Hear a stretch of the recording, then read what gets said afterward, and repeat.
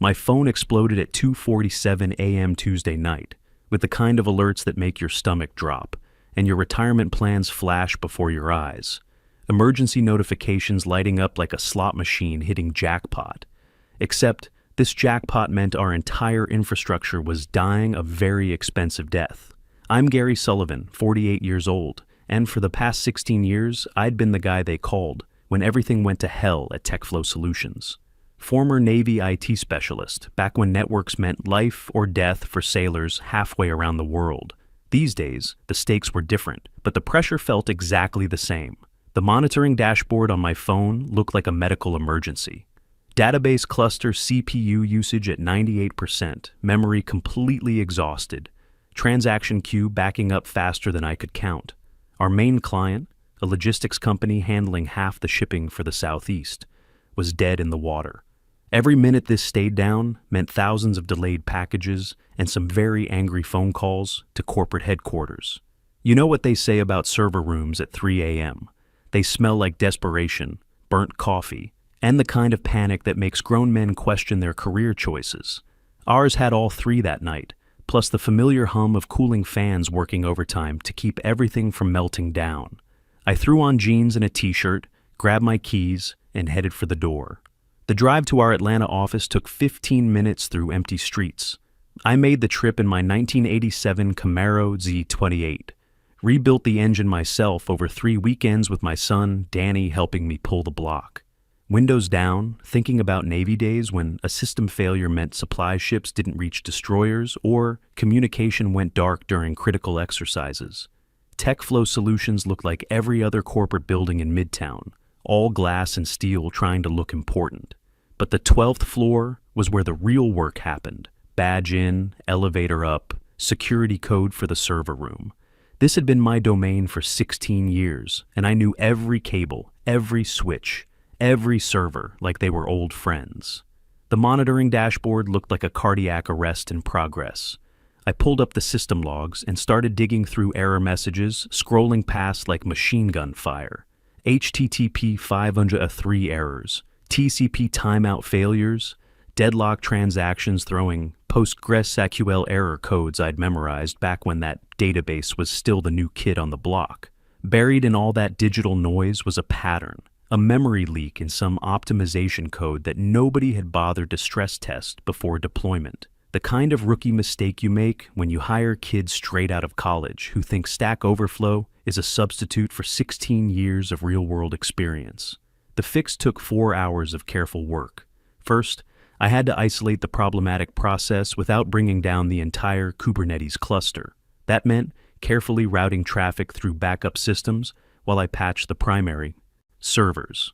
Then came the database cleanup, purging corrupted transactions, rebuilding indexes, verifying data integrity through every monitoring protocol I'd learned in the Navy. Navy training kicks in during times like this. Methodical, systematic, double-check everything twice. No shortcuts, no guessing, no hoping it'll work itself out. Libs depended on getting it right the first time back then, and millions of dollars depended on it now. By 6:15 a.m., all systems were green. Transaction queue cleared, response times back to normal, monitoring alerts finally silent. I documented everything in the incident report like always. Root cause analysis, resolution steps, recommendations for preventing future occurrences. Standard operating procedure, even though I knew nobody in management would actually read it. Walt Thompson, the overnight security guard, stopped by with coffee around 6:30. Walt was an old-timer like me, understood what it meant to take pride in your work and do it right the first time. Another all-nighter, Gary? Just keeping the lights on, Walt. Company's lucky to have you. Most places, something like this would take their whole IT team a week to figure out. Walt was right, but I didn't say anything. In the Navy, you did your job and moved on to the next mission. Same principle applied here, even when management treated your expertise like an expensive inconvenience. I grabbed a shower in the executive bathroom, one of the few perks of being essential personnel, and changed into the spare clothes I kept in my desk drawer. By 8:45 a.m., I was at my workstation reviewing system performance metrics to make sure everything was stable when Justin Thornfield made his grand entrance. Justin was 29 years old, had an MBA from Harvard that he mentioned in every conversation, and had been our chief digital officer for exactly 7 months. He also happened to be CEO Richard Thornfield's nephew, though the family resemblance was mostly limited to the same smug expression and the unshakable belief that confidence could substitute for actual competence.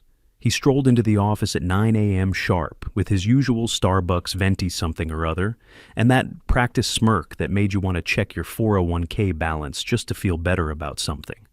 Most of the day shift was just arriving, and the overnight crew had already headed home, leaving just me sitting at my desk looking at him like he'd grown a second head. "Great work handling that little hiccup this morning, team," Justin announced to the mostly empty office. "Little hiccup?" I stared at him over my coffee mug, wondering if he had any idea what a little hiccup that cost millions in potential losses actually looked like at 3 a.m. "Crisis management is all about staying calm and delegating effectively," he continued, adjusting his tie like he was posing for a LinkedIn professional photo. "That's exactly the kind of proactive leadership we need around here." I wanted to ask him what exactly he'd delegated from his bed at 3 a.m. while I was elbow deep in failed database transactions. But I kept my mouth shut. This was the same guy who'd asked me last month if we could just migrate everything to the cloud, and seemed genuinely confused when I explained that our COBOL mainframe had about 200 custom SAP integrations that couldn't just be copy-pasted to Amazon Web Services. The thing about guys like Justin is they're not stupid exactly. They're just dangerous. Smart enough to use the right buzzwords, connected enough to avoid consequences, but clueless enough to break things they don't understand. In the Navy, we had words for officers like that. Most aren't appropriate for polite company. Justin had been making changes since he arrived 7 months ago. Big changes. He brought in a digital transformation consultant named Jessica, who charged $400 an hour to tell us we needed to leverage synergies and optimize our tech stack. She spent 2 weeks interviewing everyone, taking notes on her iPad, and producing a 52-page PowerPoint deck that could basically be summarized as "fire the old guys and hire cheaper people." The writing was on the wall, but I figured I had time. Companies don't usually get rid of the guy who fixes their problems at 3 a.m. I'd been running Guardian, my comprehensive AI-powered monitoring and auto-repair suite, in the background for 3 years now. It prevented hundreds of outages, caught security intrusions before they became breaches, and saved the company millions in downtime costs. Justin's team had no idea it existed. I was wrong about having time. Over the next month, Justin started implementing his optimization strategy. First to go was Andy Rodriguez, our database administrator who'd been with the company for 12 years. Andy was 45, knew our systems inside and out, and had the annoying habit of asking Justin to explain his technical decisions in detail. "We're transitioning to a more agile cloud-native approach," Justin told him during the Termination meeting. "Your skill set is more aligned with legacy infrastructure." Legacy infrastructure. That was Justin speak for old and expensive. Andy had built most of our database architecture from scratch, optimized it through 3 major upgrades, and could troubleshoot problems that would take a team of consultants weeks to figure out. But he was also making $89K a year with full benefits, and Justin could hire 2 fresh graduates for that price. Neil Patterson went next. Neil was our infrastructure director, 53 years old, with a telecommunications background, going back to when network cables were actually thick yellow things you could trip over. He'd seen every type of system failure imaginable and had the institutional knowledge that you can't learn from YouTube tutorials. "Nothing personal, Neil," Justin said during his termination meeting. "We're just pivoting to a more dynamic workforce model." Dynamic workforce model. Translation: young, cheap, and replaceable. The pattern was obvious to anyone paying attention. Anyone over 45 was getting called into HR for strategic discussions about their career trajectory. Justin had started scheduling what he called energy assessment meetings with senior staff, asking questions about adaptability to fast-paced environments and comfort with disruptive technologies. Meanwhile, Justin was hiring his transformation team, fresh-faced kids with computer science degrees and exactly 0 real-world experience. They had impressive resumes full of internships at startups, certifications in the latest frameworks, and GitHub profiles full of sample projects that looked good on paper, but had never been tested under actual load. The team lead was a 24-year-old named Casey, who'd worked at 3 different companies in the past 2 years. great at buzzword bingo, terrible at understanding why our 20-year-old ERP system couldn't just be replaced with whatever framework was trending on GitHub this month. Why don't we just containerize everything and move it to Kubernetes? Casey asked during one particularly painful architecture meeting. Because, I explained for the third time, our main application was written in COBOL and interfaces with 47 different vendor systems, most of which don't have APIs. Can't we just write APIs for them? I looked at Justin, who was nodding like this was brilliant strategic thinking. Sure, that would only take about 3 years and cost roughly $4 million. Or, Justin jumped in, we could partner with a development firm in Bangalore that specializes in legacy migration. I've got quotes starting at $500K. This was Justin's solution to everything. Find someone cheaper to do it overseas. He'd already outsourced our help desk to a call center in the Philippines and was negotiating with a firm in Bangladesh to take over network monitoring. The fact that these people would be working in different time zones with limited English skills and zero knowledge of our specific systems didn't seem to concern him. Gary, I know change is hard for people with traditional thinking, he said after the meeting, but we can't let outdated approaches hold back innovation. Traditional thinking. I was born in 1976, which made me Generation X, but I didn't bother correcting him. Guys like Justin don't listen to corrections anyway. They just wait for you to stop talking so they can continue being brilliant. The breaking point came in late October. I was in the server room doing routine maintenance on the backup systems when I overheard Justin on a phone call in the adjacent conference room. The walls were thin and he wasn't exactly whispering. No, I understand the timeline pressure, he was saying. But we can't move forward with the legacy team still in place. They're actively resisting the transition. Actively resisting. I was actively keeping the company running while he played corporate politics, but apparently that counted as resistance in his world. The old guard has too much institutional knowledge. They make themselves indispensable and then use that as leverage to resist change. We need a clean slate. Clean slate. That was a new one, even for Justin's collection of management buzzwords. Right, I'll handle Gary Sullivan last. He's the biggest problem, knows where all the bodies are buried, if you know what I mean. But once we get the offshore team fully trained on his systems, we won't need him anymore. I finished my maintenance work and walked back to my desk like nothing had happened. But something fundamental had changed. For 16 years, I'd been loyal to this company, worked weekends, handled emergencies, fixed problems that weren't technically my responsibility because it was the right thing to do. I'd turned down 3 job offers from defense contractors over the years because I believed in stability and commitment. That night, I went home to my place in Marietta and opened a beer. My ex-wife Carol had gotten the house in the divorce 6 years ago, but we'd stayed on good terms. She understood the demands of the job, just couldn't live with them taking over our entire lives anymore. The apartment was easier to maintain anyway, and it was closer to Danny's college. I called my son Danny, who was a junior at Georgia Tech studying cybersecurity. Smart kid, probably smarter than me. He'd inherited my analytical mind but had better people skills and wasn't carrying around the emotional baggage of 2 decades in corporate IT. Dad, you sound weird. What's wrong? Just work stuff. How's school? Don't change the subject. What happened?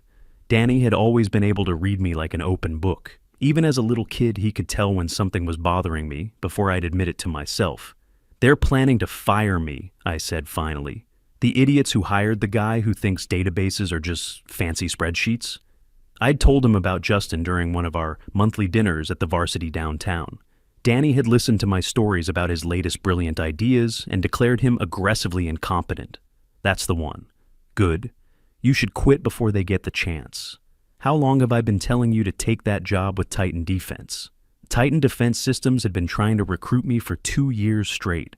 They handled cybersecurity for Pentagon contractors and naval installations. The work was more interesting, the pay was significantly better, and they actually valued experience over youth.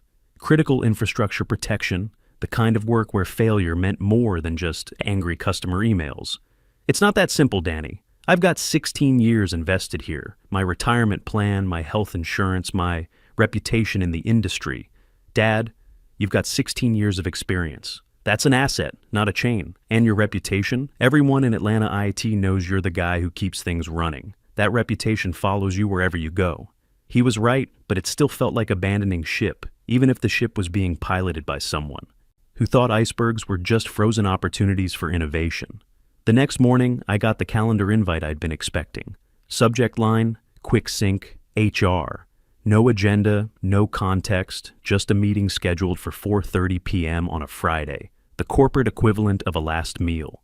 Friday afternoon arrived like a slow-motion execution.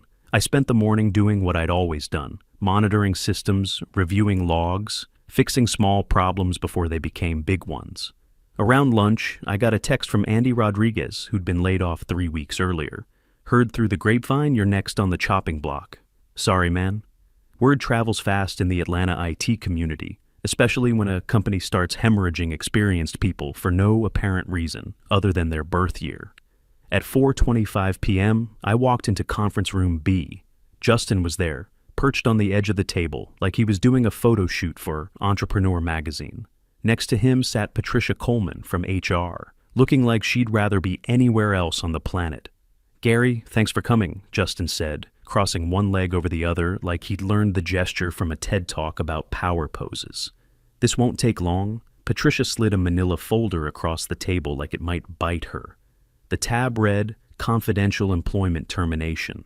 "As part of our legacy team optimization initiative," Justin began, "we're restructuring certain senior roles to better align with our future-focused vision. Legacy Team Optimization Initiative." I had to give him credit for creativity. Most companies just called it downsizing or right-sizing or whatever euphemism was popular that quarter.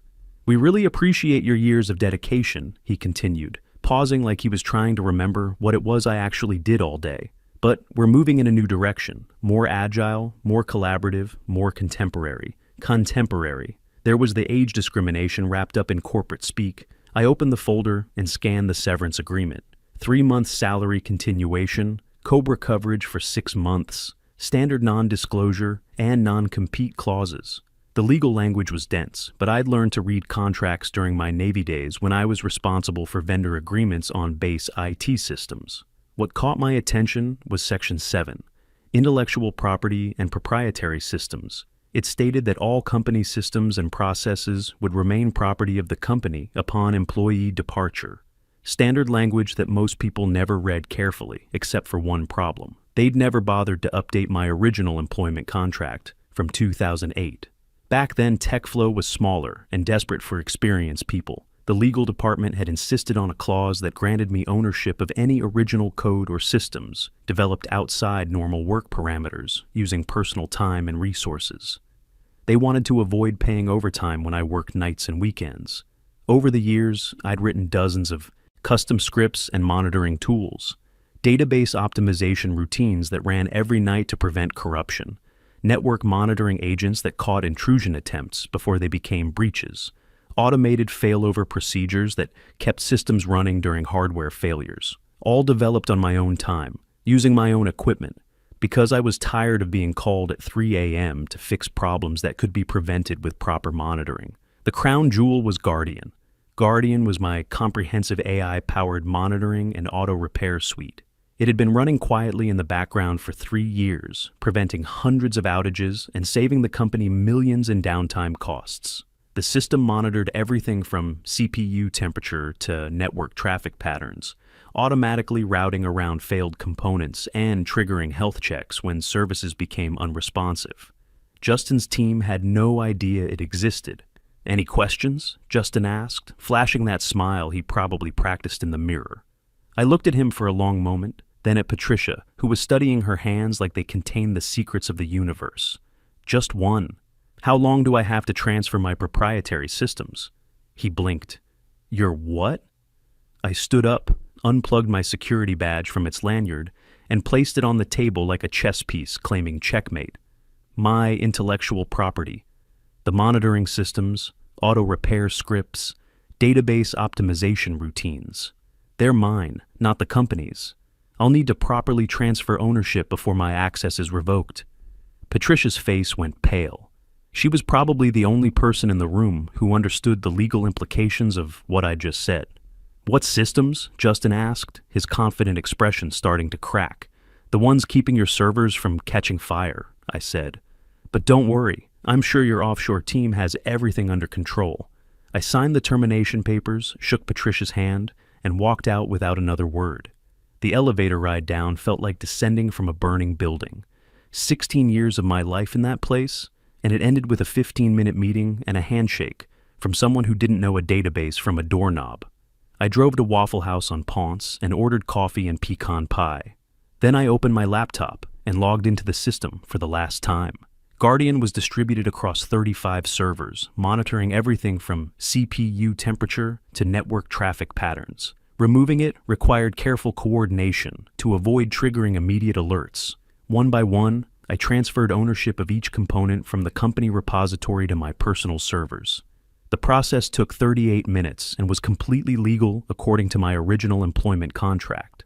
The database optimization scripts took another 20 minutes. These ran every night at 2 a.m., cleaning up corrupted transactions and preventing the cascade failures that had plagued the company before I'd written them.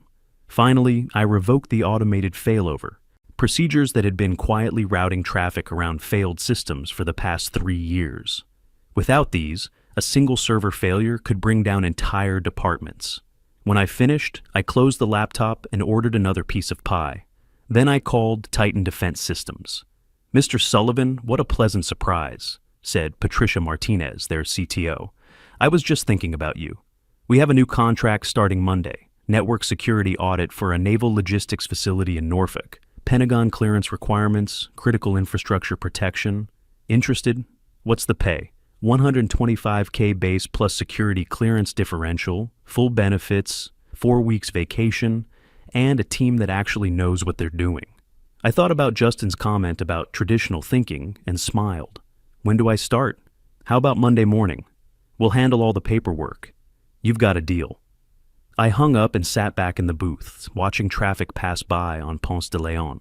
For the first time in months, I felt something I'd almost forgotten. Anticipation instead of dread about going to work. My phone was quiet for exactly 52 minutes. Then it started buzzing. Over the next 18 hours, the automated systems I'd built began their slow decline. Without Guardian monitoring CPU temperatures and memory usage, small performance issues went undetected. Database optimization scripts that normally ran at 2 a.m. simply didn't execute, leaving corrupted transactions to pile up like digital garbage. Automated failover procedures that had been silently routing traffic around problematic servers stopped functioning. First text was from Casey, the young team lead. "Hey Gary, weird question. Database response times seem really slow today." Then Patricia from HR. "Gary, quick question about some technical documentation you might have." Then Justin himself. "Gary, hope you're well. Could you give me a call when you get a chance?" I turned the phone face down and finished my pie. Monday morning brought 31 missed calls and 54 text messages. I ignored them all and drove to my first day at Titan Defense. Their office in Norcross was nothing like TechFlow. Clean, modern, but with a serious atmosphere that reminded me of military installations. No open concept nonsense or ping pong tables. Just professionals who understood that national security wasn't a game. Patricia Martinez met me in the lobby at 7:30 a.m. sharp. Mid-40s, former Navy commander with the kind of competence that didn't need to advertise itself. "Welcome aboard, Gary. Ready to do some real work?" Around 10 a.m., my personal phone started ringing. Justin's number. I let it go to voicemail. "Gary, it's Justin. Look, some systems seem to be having issues and the offshore team is still getting up to speed. Could you give me a call? Nothing urgent. Just want to pick your brain about a few things. Nothing urgent." By noon, I had 4 more voicemails from Justin, 3 from Patricia, and 1 from CEO Richard Thornfield himself. 2 weeks later, I saw the headline in the Atlanta Journal-Constitution, TechFlow Solutions. Acquired by Hartwell Capital in distressed sale. The purchase price was $22 million, about 25% of the company's $85 million valuation from 6 months earlier.